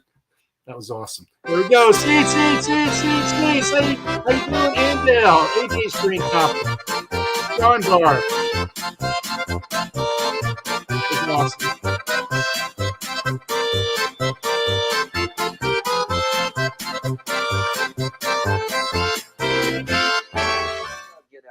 Canadian Proud Get Outdoors. Congratulations, Canadian Proud Get Outdoors. Canadian Proud Get Outdoors. You won seeds. So let us know what kind of seeds you want. Let's do one more winner. Yossi should be almost lurking in Yoshi's going to be coming on in a minute. So we're going to, congratulations, Canadian Proud Get Outdoors. How you doing now? Christian Go. 2%. For Canadian Proud Get Outdoors.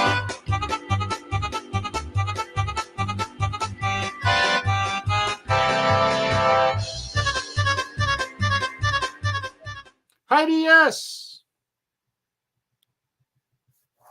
Congratulations to Heidi S. So we're looking for Heidi S in the chat.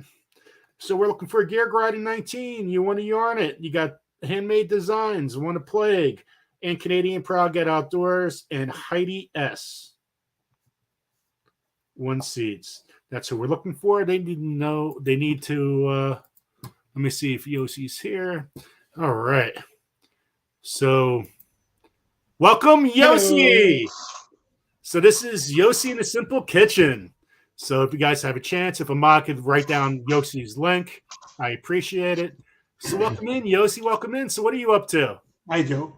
I wanted to talk about my other channel, my garden channel. Okay. Like the title is Yossi the Israeli Concrete Gardener.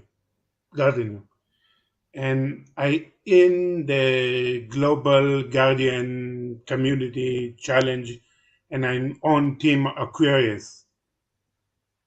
And I have ton of seeds planting, and I want to plant more. And that, it's funny because I planted 2 avocado trees that I grew up from a seed, obviously. Mm-hmm. And I use compost to do that in the soil. And I have a ton of voluntary peppers that popping up. And even cucumber that popping up. That's is amazing. Good. Yeah, I have my carrots and even my potatoes, and I'm so excited. That is very exciting when things just pop up like that. It's like, yes, Now, tell everybody your growing conditions. Like, are you growing outside? Are you growing in pots? Are you growing inside? Because a lot of people have no idea what your channel's about. Like, how are you growing your food this year? Well, like my channel name says, I live in an apartment building that is all concrete. I have a small balcony that I'm growing everything in pots. So I don't have a lot of room, but I'm trying my best. Yeah, it's nothing like growing your own food, growing real food, right? Now, what time is it in Israel right now? 2:18. 2:18. So good morning. 3:18. 3:18. Yeah. Good morning. And Yossi, I appreciate all your support all the time, being in this channel early in the morning and everything like that. I love to share it. Yossi's been a member supporting this channel since basically when we started. With the membership seeds Yossi gets, he gets them from my gardener. So I just send them. It just makes it easier to ship back and forth. Well, all my seed is thanks to you. All my seed I have is thanks to you. So I really appreciate it. And I'm so excited to plant stuff that I never heard of. Like you sent me a white eggplant that I never saw before. Because here in the supermarket, so in the US, you have the farm and the Amish people that you can go and get produce, like organic produce.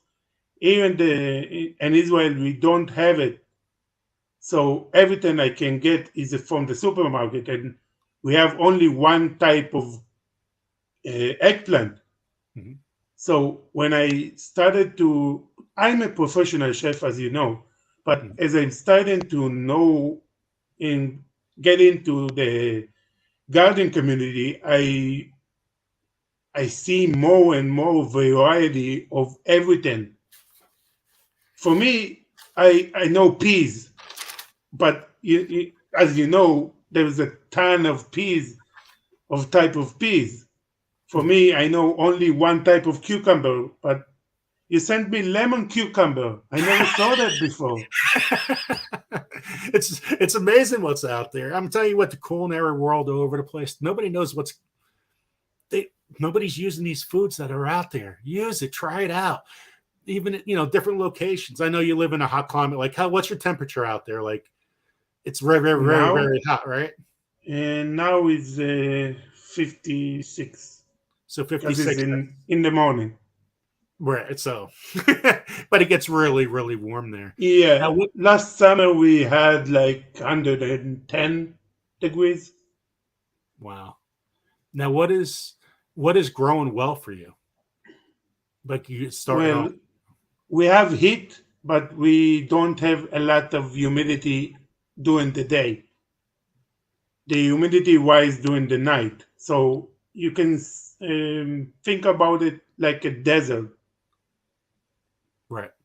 So uh, during the night it's so humidity, so you cannot sleep and sleep during the day. So that is the reason that I can schedule my sleeping hour like in the US, because I used to not sleep during the summer during the night.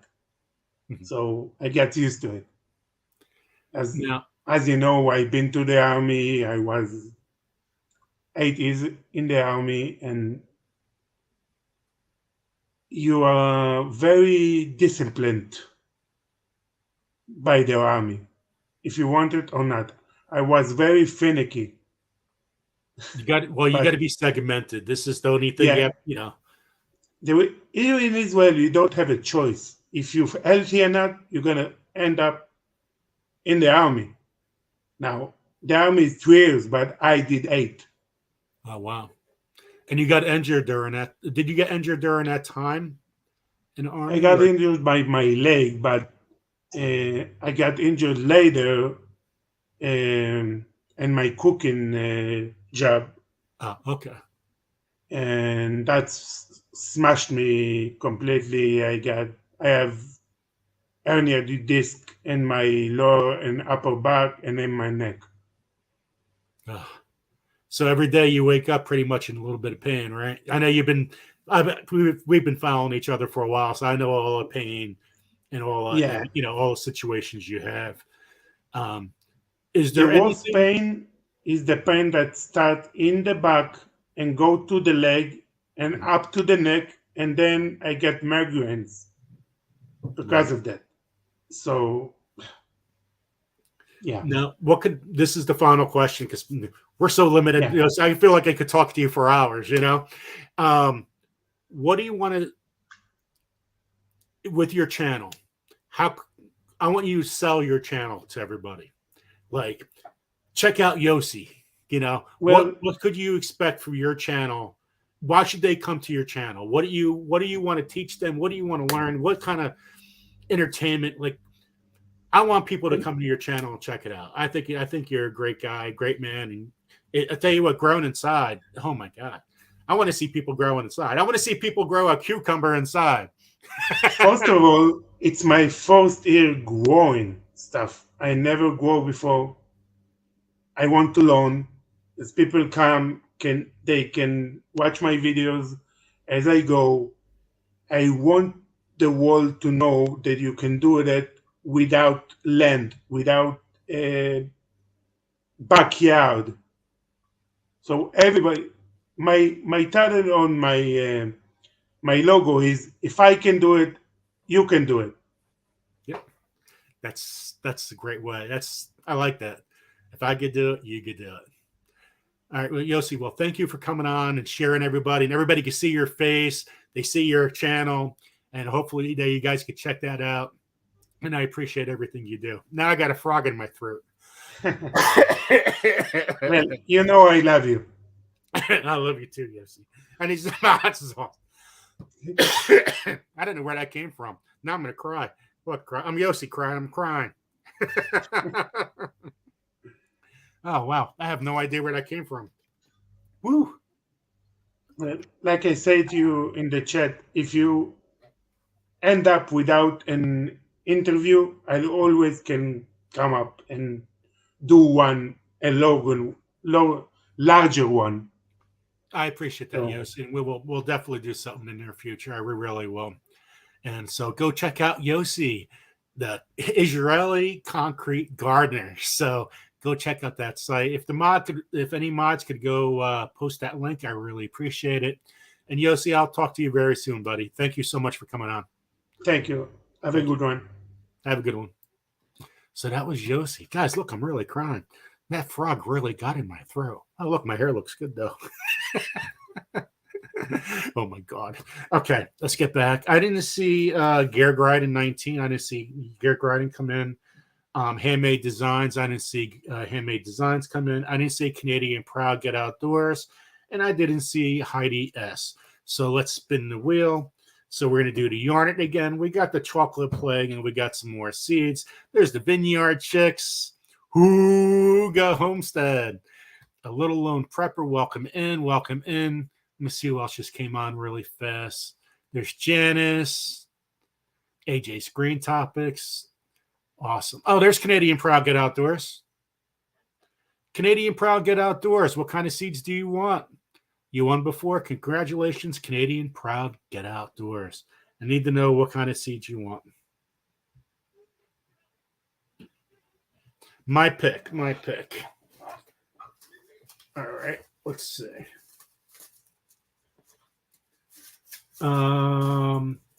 Canadian Proud Get Outdoors. We're going to give you Baker's Creek on jalapeno. Zapotic jalapeno.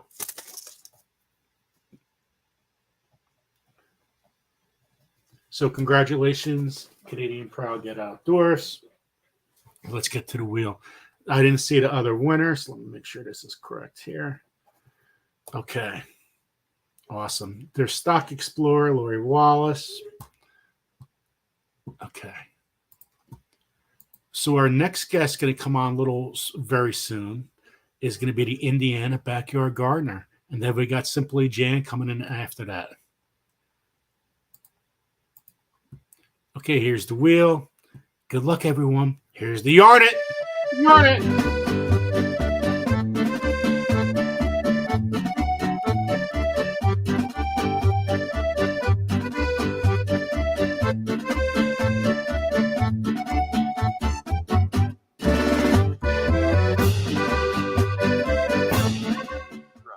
Rambling with the Brums.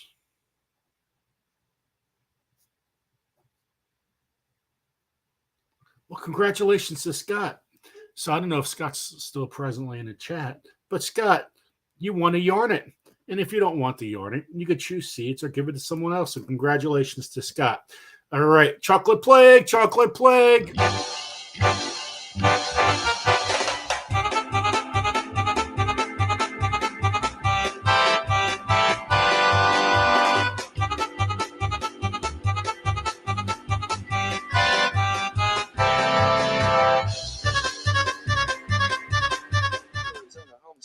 RG Arizona Homestead.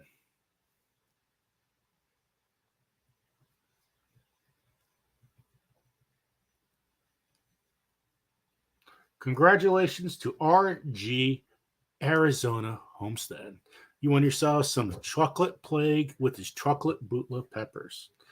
Okay, next thing we're going to give away. Give it away now. We're going to give a 2-pack of yarn.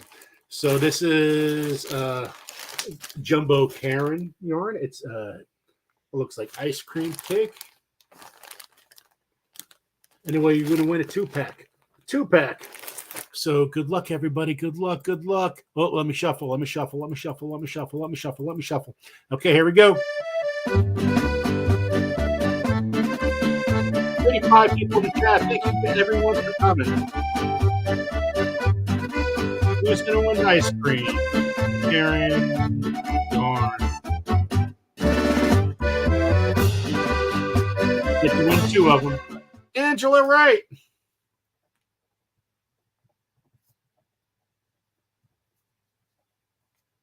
Congratulations to Angela Wright.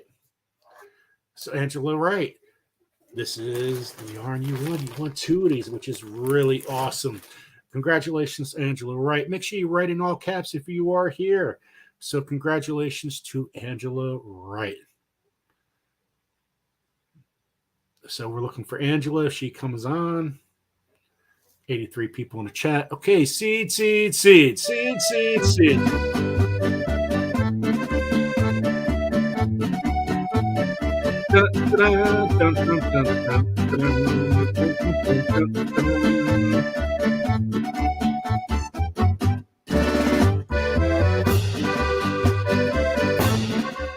Heidi S won again, but Heidi S is not here. So let's spin the wheel again. Let's spin the wheel. If Heidi S, if you're here, congratulations, Heidi S. Sometimes people with big brother Scott. Hello, mate. Now you won.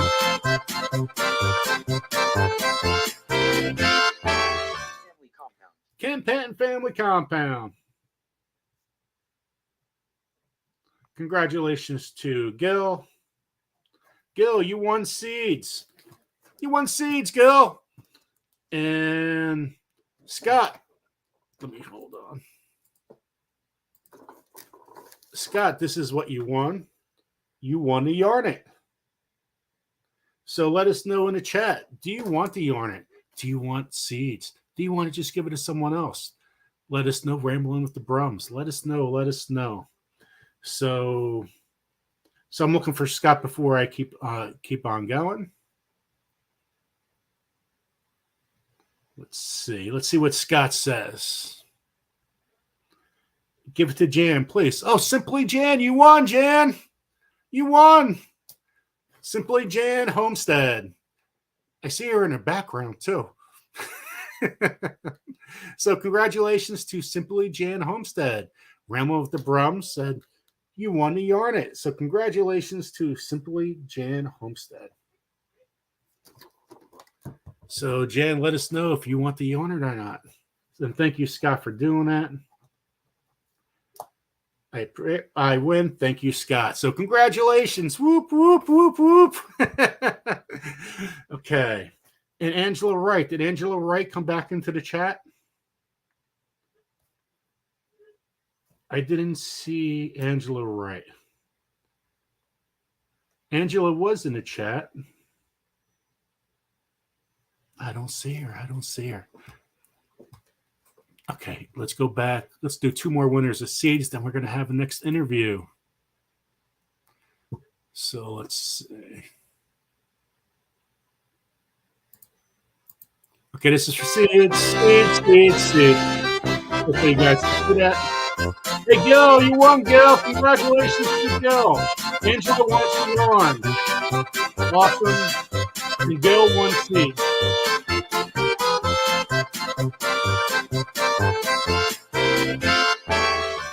Canadian Proud, get outdoors. Won again. Whoop, whoop. And so congratulations. Okay, we got Angela.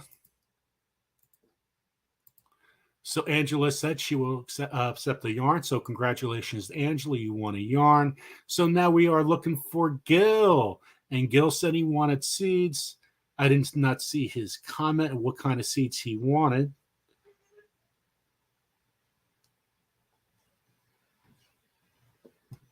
Okay, so I got that. Thank you guys for all the mods for helping me out there, because I would never see it without you guys, that's for sure.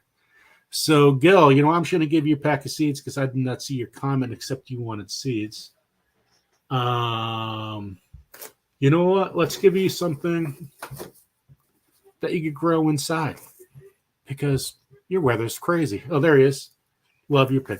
We're going to give you a microdwarf tomato, a mini bell. Mini bell. So Gil's been growing inside, right? So might as well get a tomato grow inside. Can't beat that. I think that's pretty cool. So congratulations to Gil. He said, I see his comment there. And the yarn was won by Angela. Let me put that over here. So simply Jan is in the background. So we're going to have her up right now instead of 8:45. And Indiana Backyard Gardener, she'll come on when in the next segment. I don't know if I screwed that up or not. So welcome, everybody. Welcome, Simply Jan Homestead. You Hi, made Jan. me last. Yeah, I always win last. You made me last. You said You were the best for last, right? yes. I love you, Joe. I Thank love you you for too. having me. I tell you what, I've been looking forward to having you on for a long time, and it just like, Oh, how do I work this out? Like, I had your name written down. I'm like, oh, maybe not, maybe not. 3 I had to years, sit 2 around. years, 2 years, 2 years. Yeah, 2 years. I've known Yeah, Joe for 2 years. Yep. I'm still laughing I when have I a homestead. I have a garden channel. Blah, blah, blah, blah, blah. when I first came on, I was doing those seeds, my own seeds or whatever. I put them in little packets, and Jan was one of the first people that came to my live. And I think there was 27 people on my first chat, and Jan was one of them. Yeah, I Jan, remember. Gail, I was, and but I never won, y'all. I never freaking won. I never won. you never won. And it became a universal joke that Jan never wins. But when I did, woohoo! Oh, that was yeah. That one day you won like 5 times, and people even gifted you seeds. Whatever happened, and I'm thinking, well, the last one is Tony Walsh. That was the last one, and then he won a couple times. And I haven't seen him since. Yes. Tony and I go back and forth, and we laugh about not ever winning, and then we'll have this like big montage of winning. It's pretty funny.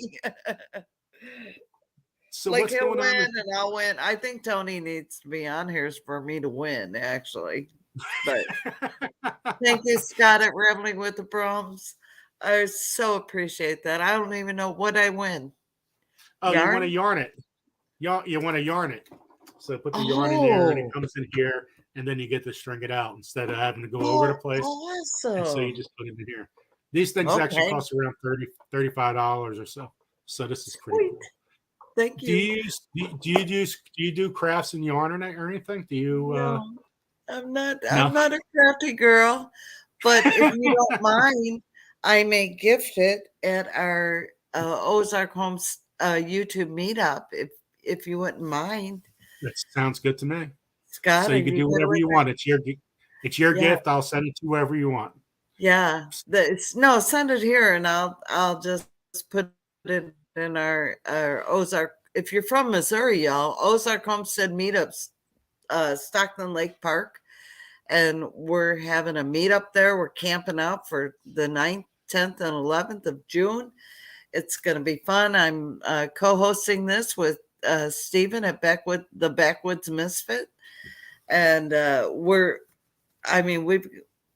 it's growing. It's beyond anything I ever imagined. So I'm super excited about it, and it's a perfect time of year. It's June. It's on the lake. We're going to have a fishing tournament. We have some great sponsors, and yeah, so we're super excited. So, Joe, yesterday we put our potatoes and onions in the ground, and I'm so happy. I'm so happy. It's going to get a little chilly, so we're on the verge, but I got them in the ground. I've got one more potato I have to cut up and put in there that I seeded. Well, I've got some sweet potatoes too, but yeah. That's so How exciting cool. though when you get started, right? You get like, oh, this is so awesome. Yeah. Hey, Joe. Yeah, it is so awesome because it's been so cold, so rainy, so cold, so warm, so rainy, so cold. You know the thing that happens, and it like we're in Missouri, we're in Southwest Missouri, so everything like it fluctuates so much, and it's like last year, March 17th, I planted my sweet potatoes. I didn't have a problem in the world with it. This year, it's no, it wasn't going to happen. So, yesterday, the 25th of March, I was able to put my potatoes and onions in the ground. So, Now, is that the first time you're ever grown at? No, you've grown them in no, the past. no, You always Kennebec. I've got a Butler Family Farm. I've got a big mineral bucket, and I've had those in there since last year.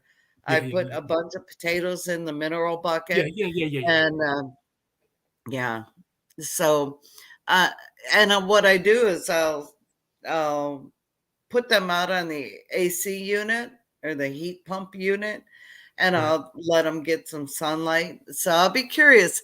I mean, even if I get some small potatoes from them, that's cool with me. I'm good with that. From the bucket, I'm good with that. But we got our big potatoes in the ground. So, You yeah. know, grown potatoes with kids are the best thing. I I did it 2 or 3 years ago before Joey had cancer. Grow them in a bucket. When once we had a party, and I know they were like 2 weeks early, but Yeah. when we dumped it over, all the kids were like in there getting all dirty, trying to find the potatoes. Oh, it was such fun! It was a It's like a blast. It was nice to see treasure kids hunt, getting dirty. isn't it? And you see, the whole Yeah. party was looking at my potatoes. They're like, "Look Yeah, what I got!" exactly. It's like a big treasure hunt. And you have like green beans to me is that way too, because they like to hide. And I'm like, God hides the green beans in the vines, and your job is to search them out and find them and then do what you're going to do with them. Yeah, I love gardening. I love the miracle that God produces from a tiny, tiny, tiny seed. I cannot believe that you can get a carrot from that seed that is so ginormous. And it just blows my mind what God has given us and given us the ability to produce Yeah, and feed our family from. It's just mind-boggling. He said from a grain of a mustard seed, but I've got carrot seeds that are smaller than mustard seeds. So, but yeah, Joe, April 20th, after April 20th, we get to pick up our livestock. It's top secret. I've waited over a year and a half for these. I am so excited to get them. Golly, I'm so excited. And we're gonna raise them and breed them and sell them and breed them and eat them, and we'll do all the things with them because they're a multifaceted livestock. And I cannot wait to show y'all what we get because I'm so stoked about it. And they're absolutely drop dead gorgeous creatures. That's So I can't wait to follow that. That's so awesome. That's like it's I family know sort of in a way, because you're out there you, first thing in the morning, you're out there at night, you're taking care, you're doing it's family, even yeah, though there's you, situations, but yeah, and you have been with me from the beginning. You know, like I've waited a year and a half for these animals, and I kept missing the window. I, I, well, I'd hit it sort of, but then I'd miss it, and um, I kept missing the window. So finally, I found a farmer who had what I needed, and I fell in love with this livestock. I love the markings, I love the color, I love that they were meat and they were also um, something I could breed and sell back. and they're absolutely drop dead gorgeous. I can't, but I'm so excited to show y'all. I'm so happy to show you. I just cannot stand it. So I love it. another month and we'll be there. But Joe, I love you. I love your family, and thank you so much for inviting me on. I know your time. I'm going to honor your time. Thank you so much for having me on, and thank you for all my friends that came over and supported me. And I love you all so much. Well, thank you, Jan, for coming on, and I So appreciate everything you do, and I Sensi, always I appreciate all your support and everything from the time I got on YouTube, and you've been I such love a you. great friend to me. I love you too. I do love you. So Send me seeds because you I can't you win. gotta win these kind of seeds. You gotta win something like that, Jan. Oh, Lord Jesus, I got to have deep ground for those. Oh, I don't know about that one. I don't have that deep a ground. Going to a But I'll seed try. carrot I seed. mean, I'm going into a carrot challenge. I might as well get the biggest. oh, We'll see how Lord. I'm going to grow Well, that. I tried that with Monkey at the Vineyard Chicks, and she was celery. And the first year I knocked it out of the park. Second and third year I bombed. I didn't do very well, but okay. I'll take the challenge on. Send me a pack. I Uh, love you, Jan, Joe. Thank you I love so you. much. Thank Thank you all you. for Thank your you so support much. and having me on. Thank you so much, Jan, for Bye. coming. So go check out Simply Jan Homestead. And right now, guys, because I don't know if I screw it up or I probably screw up. I do screw up. Indiana Backyard Gardeners right in the chat right now. And I'm going to invite her on right now. Then we'll continue Sunday Fun Day. So here is Indiana Backyard Garden. This is Adrian. How you doing? Hey, Joe. Hello, You said, everyone in the chat. every time somebody comes on, I'm like, no echo. Yes. Yay. I don't have any phones. My son has my phones. I don't know where they are. Yes. So how is the garden this year? Like, what do you? Well, I'm in zone 5. So So did we you are start? just getting off to a start. Did you start inside yet, or no? I don't normally start anything inside but tomatoes and peppers. That's the Mhm. only thing I start inside because I like to direct sow everything. Mm. So even though my growing season is really short, I use protection in order to extend my growing season. So either I extend it on the back end or I jump start it on the front end. But I like to be able to direct sow everything instead of it saves me time, it saves me money, it saves me the headache of having 1,000 things to transplant or up pot. I hate to up pot, Joe. I hate it. I hate to up pot. So Now I you're have a seed starting series that a spring planting series that I do every year. So that keeps me on track as well. So what that tells you is what you can start indoors, what you can start outdoors under a double layer of protection, what you can start outdoors under a single layer of protection, and what you can start outdoors with no protection at all. I always like your seed starting because you also tell everybody where you could plant in what zone and everything like that too, which is Yeah. very useful. Are you growing anything totally new this year? No, that's seed swap. We'll talk about the seed swap in a second because I like to hear a little bit about that. But Okay. what are you growing totally new? A lot of things new that I'm growing are peppers. I am focusing a lot on peppers this year. So I'm growing a lot of new peppers. Pretty much all the peppers I'm growing, with the exception of like your basics, I'm growing all new peppers. So like I never grew the Jimmy Nardello yet. So I'm gonna grow that this year. Everybody talks about the Lesia pepper. Yeah, So that is. I love it. I have to grow that this year. Then I have to grow the Buena Mulata. That one. And that I've never grown that. I normally grow all sweet peppers. So this year I'm growing a lot of hots. I'm growing a lot of hot peppers. The Sugar Rush Peach, I'm growing that Mm. this year. Now So that is a little harder to grow, just to let you know.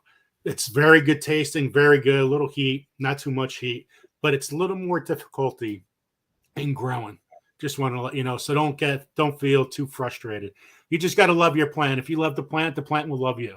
So if yeah, you leave it on the side, I know. it might not grow that well. So just want to let you know that's a little harder plant to grow, but I'll it's have to give it fascinating. some extra TLC.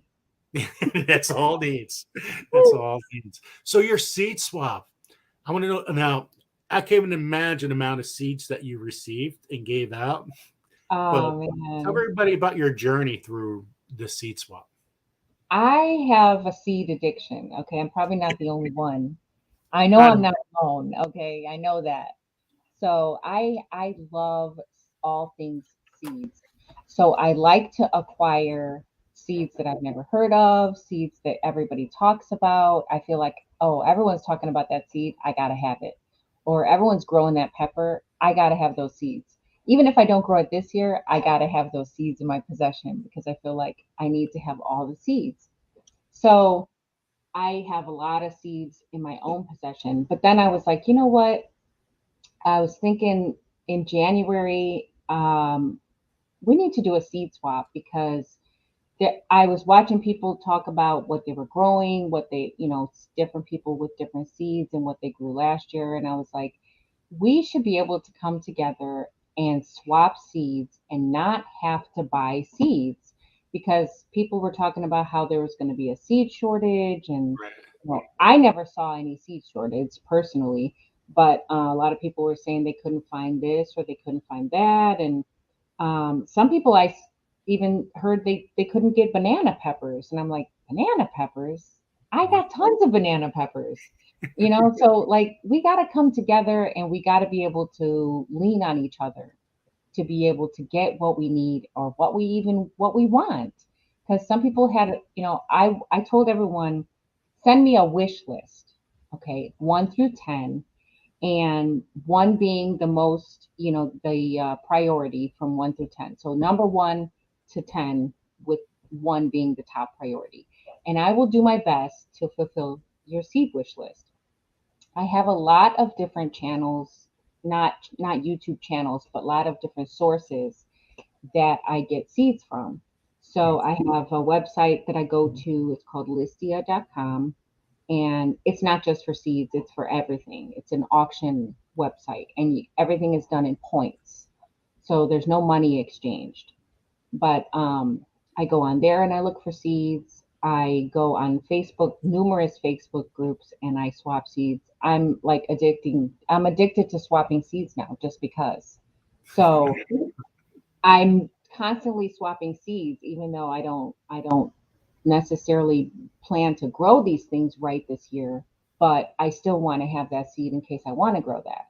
So I'm just I'm always swapping seeds. So when we were doing the seed swap, I was sourcing seeds everywhere. And Now here, Suzanne, you know Suzanne, right? Suzanne yeah, Goulet.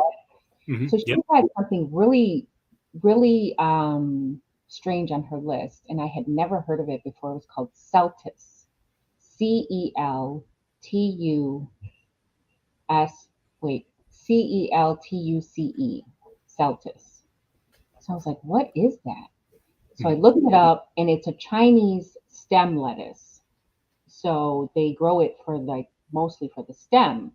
It has some leaves on it, but I was like, wow, I've never heard of that. Am I going to be able to find that? Like, who's going to have that? So I went on Listia, and lo and behold, they had Celtis on there, and I was like, oh, I need that. It was like 600 points. I mean, it sounds like a lot of points, but it's really not. 600 points was nothing. So I got the Celtis, and I was like, wow, that was pretty cool. Like, I got the Celtis that she wanted. So it was really cool to be able to source the things that everybody needed and everybody wanted, and even over and beyond. Like when people were sending me seeds, they were sending me boxes of seeds, like boxes of, and they packaged them out and everything for me. Like I didn't have to separate them or anything. Wow. It was so awesome. It was mind blowing how everybody came together and just pitched in, and everybody's happy with the seeds they got back. So I was like, wow, I'm going to do this every year. That's it makes it brings a smile to your face. It really It does. does. It made my heart so happy that everybody was so pleased with what they got. So, and that everyone got pretty much everything on their wish list. That's amazing.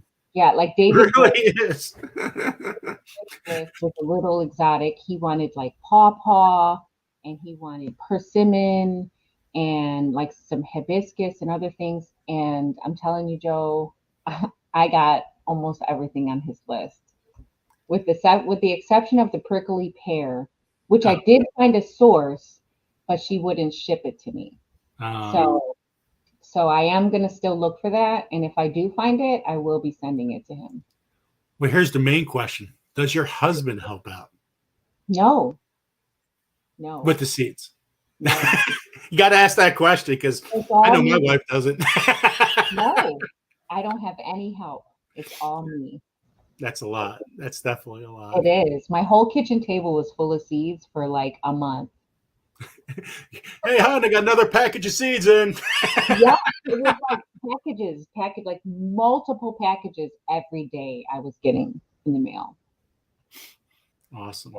So, you guys, this is Indiana Backyard Gardener. So, if you guys haven't, go check her out. Now, what's going to be next on your channel? What's the next thing you're going to be showing?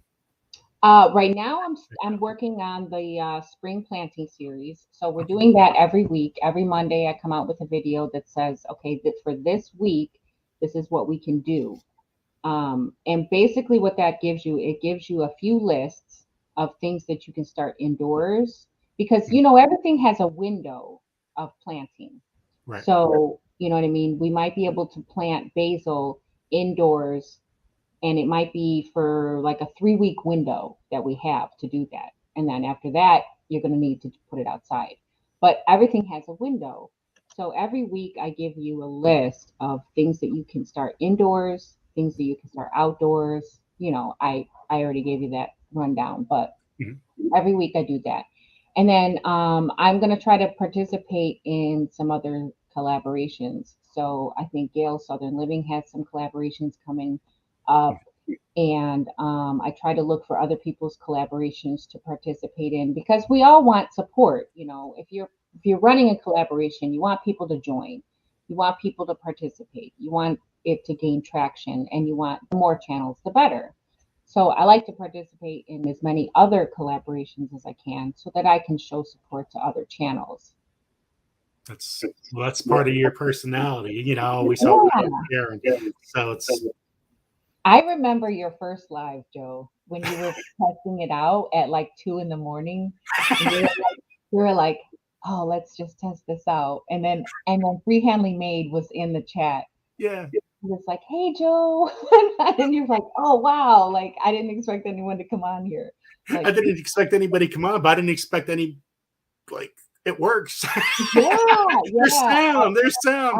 Yeah, it was so exciting to watch your journey from the beginning till now. It's amazing, Joe. You've been so successful, and it's because of your personality.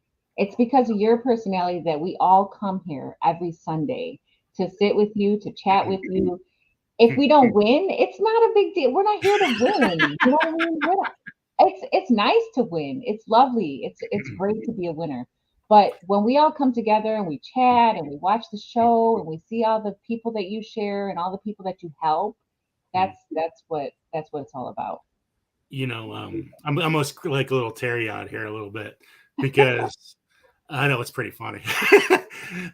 My life has always been about trying to give, because I never expect anything back. I really don't. If somebody sent me a stick with some kind of symbol, that's freaking awesome, But to see people care back, that's yeah. And that's what it's all about. Like, you know what I mean? You want to treat people the way that you want to be treated. So when you see somebody doing good, you want that to gain traction, and you want to help that along. You know what I mean? And I just love that. I love I've always felt like serving is better than anything. So I want to be able to serve in every capacity that I can. So if that if it means doing a seed swap and helping everyone get the seeds they want, then that makes me happy to serve, to be able to be that medium, to be able to be that go to, you know what I mean? Oh, like, you know, if I can't find a seed, maybe Indiana Backyard Gardener has it, or maybe she knows where to get it. If I have a seed that you need and you reach out to me, I have no problems at all. Like, hey, I'll send you some seeds in the mail. Send me an address. That's awesome. I have no problems at all. I love sharing. Sharing is caring.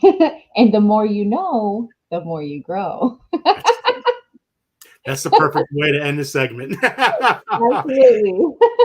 And thank you so much for coming on and showing your Thanks channel for and what having you me, did Joe. and the future. I appreciate everything you do, and I appreciate I seen you grow too, from the beginning Yeah. when you were so shy when you first came on to Oh, your yeah. personality now. So, and there's so much great info. I remember in the beginning I was like, just listen to her info. Her info was so right on, you know, and yeah, I appreciate it. So thank you for coming on, and Thanks for having me, hope to Joe. see you in the near future. Thank you so Okay. much. All right. Thanks. Thank I'll you. be in the chat. So that was Indiana Backyard Gardener. So go check out her. Guys, seeds, right? It really did get me teary-eyed because I really leave my heart on my shoulder, and hopefully you guys can see that. I guess you guys really see it now. I just try to do the right thing by people. Okay, let's get back to let me see. We still got the RG Arizona Homestead. I don't think came in. That's the Chocolate Plague. And then we got some yarn. Let's give away. Whoop. Time's really flown by here. We got 2 1 pound yarn from Karen. This is purple. We got the Chocolate Plague first because RG Arizona Homestead wasn't here. We're going to give away, let me save these books for next week. We got some, oh, here's the ice cream one, pink. So that's ice cream pink. We got that as a third prize. We got some Baker's Creek seed catalog. So I think this is around a $14 catalog. This is heavy, guys. This is really heavy.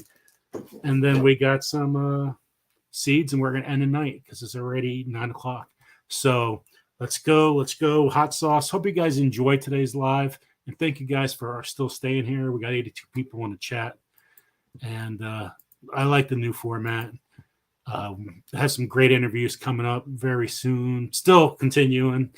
I'm going to have somebody from California. I'm not going to say that name until it's totally confirmed. Hopefully that's next week. And just growing and growing, guys. We also have Jess from Roots and Refuge coming on, which is going to be really awesome. And hopefully you guys like that. So let me see if you guys see the wheel. Hold on. Whoop. So you guys see the wheel. So this is Chocolate Plague.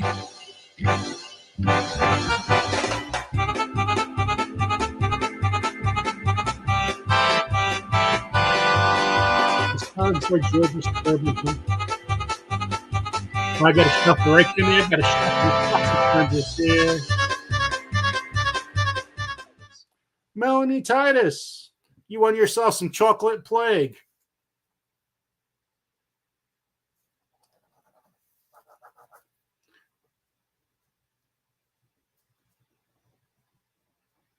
So congratulations, Lethalia's Little Hook.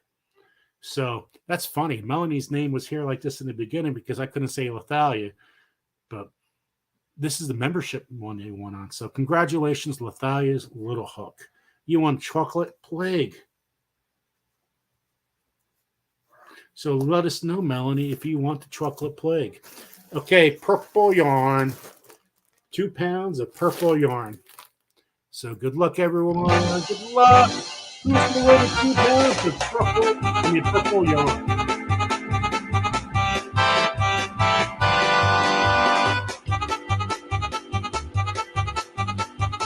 I didn't see her. I didn't see Melanie. Janice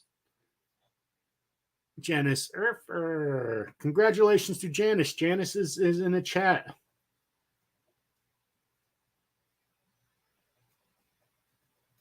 So congratulations to Janice Erfer. I hope I said that right. Janice was in the chat before. I think she's still here. Thank you guys for any super chats, super stickers, any PayPal, any kind of donations. I really appreciate it. So congratulations to Janice. Let us know, Janice, are you in the chat? I want it. So I see Janice. She said she wants it. So congratulations to Janice. Okay, ice cream yarn. You get one of these. Ice cream yarn. Good luck, everyone. Good luck.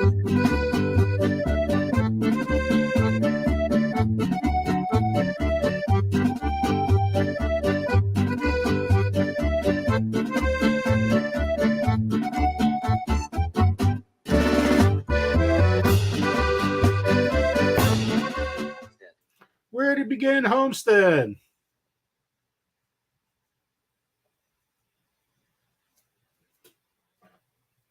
So, congrats. Josh said he wanted hot.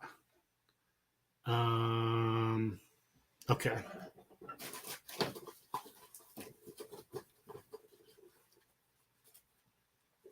So we're looking for where to begin, Homestead.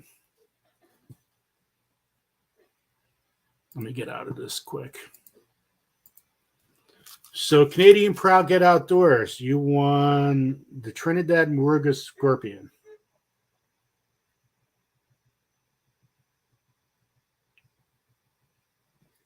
So that's for Canadian Proud Get Outdoors. We're looking for where to begin, Homestead. And they won the ice cream yarn. That's this. I don't see her in the chat right now. Let me see. I got Janice. Janice won. Make sure you guys email me. I appreciate that. And the Chocolate Plague, Melanie. I didn't see Melanie come back in the chat. And the last winner tonight is going to win the whole seed catalog from Baker's Creek, which is an awesome, awesome catalog. Let's see who's going to be the winner. And then I'm going to finish up already tonight. So this is for the seed catalog. Shuffle, shuffle, shuffle. Let's go. Best catalog you'll ever find. With seeds and recipes and everything.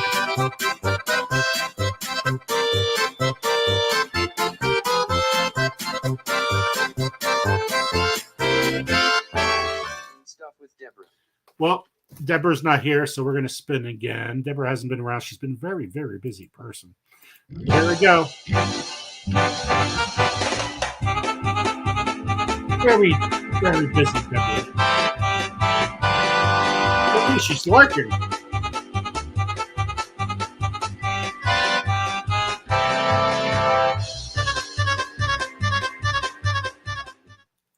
Nana Kathleen.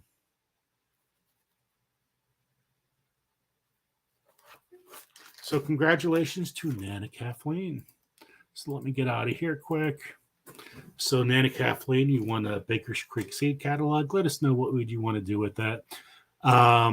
We had a little less prizes today. And that it happens. I like the format that we're using. Next week, we have Lulu's Treasure Trove coming on, also with Black's Tropical Homestead and Dale Homestead. So that's going to be our 5-minute interviews, and we'll work out the kinks out and stuff like that. But I want to make sure that the gardening and homestead and crochet in your community, that everybody comes together as one. Everybody starts looking at each other as one, and that we could start growing together, because there's always strength in numbers. And so everybody get their way. I did not see Nana Kathleen. Let me put this over here. There'll be a lot more garden content coming out during the week. So check out for those. Make sure you like, share, subscribe, all that kind of stuff. Become a member, guys. Become a member. We've been getting lower in numbers, just like everybody else has, because who could afford it these days? Become members. I know I really had to go back on subscriptions and stuff for a little while because I'm getting remarried. Well, not remarried. I'm renewing my vows in the church and having a large party, and I have no idea how I'm going to afford it. So I really got to cut back in every little penny I can, just or work a couple of extra more hours, which I have no idea where that's coming from, just to pay for that. Anyway, I hope you guys really like the new format, and hopefully, we'll continue to grow. But look out for next week's guest. It'll be another. Hopefully, she says yes, and this channel's exploding. The only reason why it's exploding is because everybody here in the chat. So love you guys, and take care, and I'll see you soon. Love you guys.